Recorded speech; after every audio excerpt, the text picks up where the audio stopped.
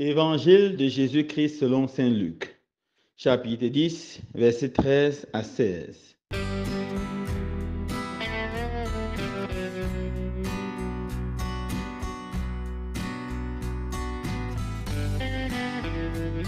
En ce temps-là, Jésus disait, « Malheureuse es-tu, Chorazine, malheureuse es-tu, Bethsaïde, car si les miracles qui ont eu lieu chez vous avaient eu lieu à Tyr et à Sidon, il y a longtemps que leurs habitants auraient fait pénitence avec le sac et la cendre.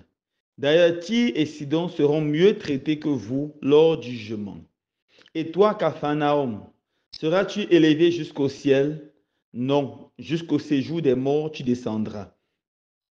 Celui qui vous écoute m'écoute, celui qui vous rejette me rejette, et celui qui me rejette rejette celui qui m'a envoyé. » Acclamons la parole de Dieu. Louange à toi, Seigneur Jésus.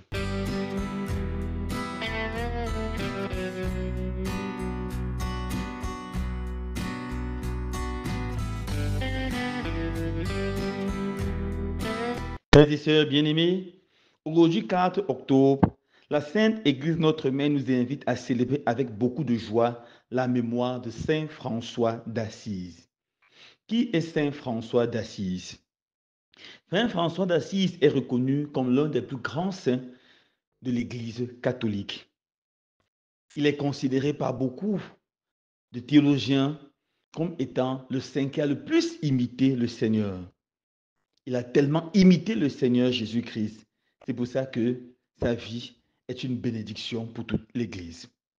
Commençons d'abord par regarder son enfance. Il est né en 1182 à Assise, en Italie. Son père s'appelait Jean Bernardone et sa maman s'appelait Pica Bernardone. Ses parents étaient très riches. Son papa était un très grand commerçant italien pendant que sa maman était française. François a appris le français, l'italien de ses parents et le latin de son curé en paroisse. Très tôt, il a arrêté les classes et il s'est mis à travailler avec son père dans le business. Mais il n'était pas un très bon commerçant. Il dépensait beaucoup plus d'argent qu'il n'en gagnait. En fait, François, dès son plus jeune âge, avait un amour spécial pour les plus pauvres, pour les plus faibles, pour les malades. François était vraiment attaché à ceux qui vivaient dans le besoin. Lorsqu'il voyait un pauvre, il n'hésitait pas à s'arrêter pour lui donner quelque chose à manger ou à boire. On raconte qu'une fois, François était avec son cheval et rentrait. Il a vu un lépreux qui était tellement horrible, défiguré par la lèpre, puant. Il a d'abord été dégoûté en regardant ce monsieur et il s'est dit en lui, c'est l'image de Jésus. Puis il a arrêté, il est descendu de son cheval, a embrassé les plaies de ce monsieur et s'est mis à le soigner. C'est la première fois que le jeune François commence déjà à manifester un amour extraordinaire pour les pauvres et les vulnérables. Lorsqu'il avait l'âge de 25 ans, il était à l'église, il priait et il méditait. Et il a l'impression que le Seigneur lui dit d'aller réparer son église. Le crucifix semble lui parler et lui dit, va réparer mon église, va réparer ma maison que tu vois s'écrouler. Et il allait vendre tout le stock de pain de son papa. Il allait donner au curé de la paroisse pour qu'on répare l'église. Le curé a refusé cet homme et lui a dit, non, non, non, je ne peux pas accepter de prendre cela. Ton père sera très énervé. Alors il a déposé l'argent sur la fenêtre de l'église et s'est en allé se cacher quelque part pour méditer et prier. Son papa est arrivé très fâché, a commencé à crier, à gronder, à insulter tout le monde. Heureusement, il a retrouvé son argent sur la toiture, sur la fenêtre de l'église. Il a pris l'argent et s'en est retourné. François est ressorti après presque une semaine, très affaibli, ayant prié longtemps et jeûné longtemps. Lorsqu'il allait dans la rue, les petits enfants criaient en lançant les pierres. Pazo, qui veut dire un fou, un fou. Mais François n'était pas du tout fou. Il était totalement dédié au Seigneur. François, une fois en allant à l'église, écoute cet évangile qui le touche profondément. Matthieu chapitre 10, versets 7 à 19. Allez où Jésus envoie les disciples deux par deux. Il les demande d'aller prêcher la bonne nouvelle, de n'emporter rien, absolument rien pour la route. Et François comprend que c'est là son appel, c'est là sa vocation. Son père réussit à le capturer, son père le ramène à la maison, il l'attache. Il dit, il est fou. Sa maman, avec un cœur de maman, vient le détacher, le libère. Il s'enfuit. Alors, son père, très énervé, va porter plainte, demande à François. S'il ne veut pas rentrer à la maison, il renonce à tous les tiratages. Alors l'affaire a été portée devant l'évêque, Monseigneur Guido. Et François arrive devant l'évêque, il enlève tous les habits qu'il avait sur lui, avec quelques pièces d'argent, il remet à son père. Il dit, je préfère obéir à mon Père céleste qu'obéir à mon Père terrestre. Et voilà, il remet tout à son père et il se met totalement au service de Dieu. L'évêque a pris son manteau et a couvert la nudité de François. Voilà comment François, le jeune François, commence à aller dans les environs pour prêcher, conformément à Matthieu 10, versets 7 à 19, qu'il avait reçu du Seigneur. Très rapidement, 12 jeunes se joignent à lui et commencent à prêcher aux alentours d'Assise. Et plus il prêchait, plus le Seigneur faisait des merveilles. Le Seigneur guérissait les malades. Le Seigneur reconfortait les personnes. Non seulement il prêchait, mais il secourait vraiment les pauvres. François avait un grand amour pour les pauvres. Il n'hésitait même pas à enlever son manteau pour donner à quelqu'un lorsqu'il voyait quelqu'un avait un manteau plus vieux que son manteau. Il disait non, non, non, tout ce que j'ai, Dieu me l'a prêté pour quelqu'un qui est plus pauvre que moi. Il avait aussi un grand amour pour la création, pour les animaux. Il respectait les plantes, il respectait les animaux. Il appelait le soleil frère, la lune sœur, et même la mort, il appelait sœur. François avec un amour pour tous et pour chacun. Autour de l'année 1210, François pensait que le Seigneur l'appelait vraiment à fonder une congrégation. Il se faisait déjà appeler avec ses frères, avec ses amis, ses 12 compagnons, les frères mineurs. Il a fait un voyage pour Rome. Il a rencontré le pape Innocent III. Le pape Innocent III, quand il a vu, s'est rappelé du rêve qu'il a fait la veille. En fait, pendant son rêve, il a vu l'église ou la basilique Saint-Jean de Latran, qui est la mère de toutes les églises catholiques dans le monde, en train de s'écrouler. Un monsieur très maigrichon, habillé vraiment comme un clochard, soutenait cela. Et grâce à lui, l'église ne s'écroulait pas. Il s'est demandé ce que le Seigneur voulait lui dire. Lorsqu'il a vu François, François était exactement le monsieur qu'il a vu dans son rêve la veille.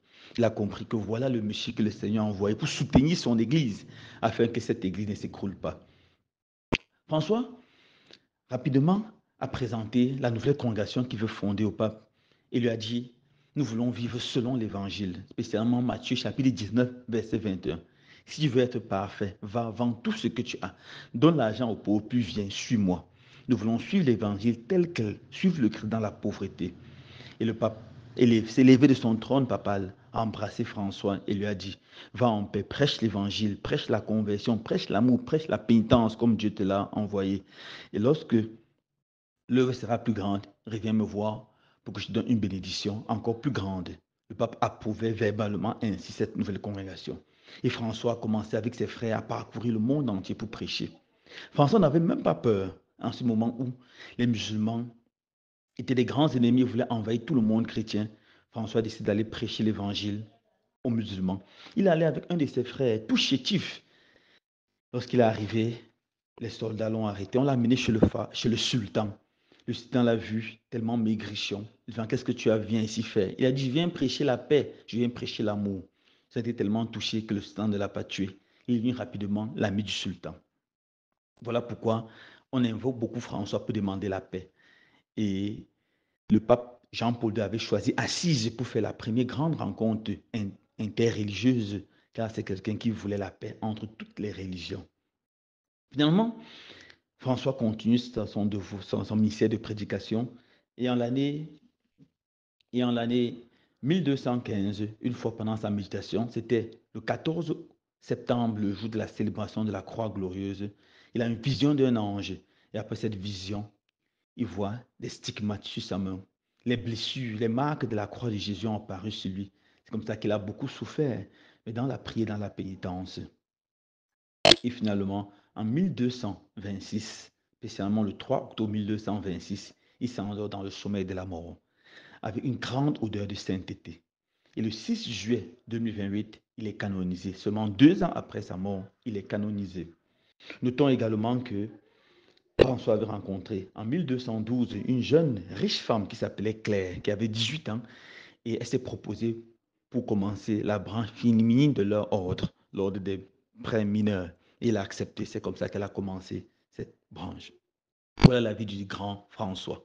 Que pouvons-nous retenir de la vie de François pour nous aujourd'hui? Premièrement, l'amour de la pauvreté. Nous sommes dans un monde où on exalte seulement la richesse, la puissance, la force. François nous montre que la pauvreté est encore une valeur. Nous devons rechercher la grandeur et la beauté de la pauvreté, accepter la pauvreté et surtout prendre soin des plus pauvres, des plus faibles, des plus simples. Ne jamais les négliger. Nous ne devons jamais être indifférents devant la misère des autres. Deuxièmement, l'amour de la création. Nous sommes dans un monde où l'homme est en train de se détruire lui-même en détruisant la création. Nous devons apprendre à prendre soin de la création, car en détruisant la création, nous détruisons l'homme lui-même. Troisièmement, un amour fou de la prière et de la pénitence. Nous sommes à un siècle où de moins en moins les gens ont le temps pour prier. De moins en moins on veut entendre parler de pénitence. Mais nous devons réapprendre à prier, à prier. François était vraiment un homme de prière, un homme de pénitence. La pénitence pour nos péchés, la pénitence pour les péchés du monde, la pénitence pour les péchés de l'humanité. Nous devons savoir que Jésus a souffert terriblement sur la croix à cause de nos péchés. Nous devons faire pénitence pour expier ces péchés. C'est extraordinaire, mes frères et sœurs, de réapprendre à aimer la prière, aimer la pénitence. C'est une chose formidable. Troisièmement, la passion de l'évangile. Un évangile de la joie. La chose qui caractérisait le plus François, c'était la joie. Toujours joyeux, toujours joyeux. Il avait sur son visage la joie de l'évangile. C'est dommage de voir des chrétiens tristes. Un chrétien triste, est-il vraiment un chrétien? Dans l'essence du christianisme, il y a la joie. Une joie plus grande que la joie de ce monde. Plus grande que la joie lorsqu'on mange un bon repas ou lorsqu'on boit une bonne bière. Une joie qui vient de Dieu. Une joie qui reste même dans les moments de difficulté, même dans les moments de crise, parce qu'on est ancré en Jésus et parce qu'on s'efforce pour vivre comme Jésus veut. Alors Jésus allume dans nos cœurs une joie parfaite. En ce jour, nous célébrons Saint François Xavier. Prions pour tous ceux qui portent le nom de François. Prions pour notre Saint-Père, le pape François. Prions pour chacun d'entre nous, afin que nous devons tous des François, des imitateurs du Christ, pauvres, simples et obéissants. Loué soit Jésus-Christ.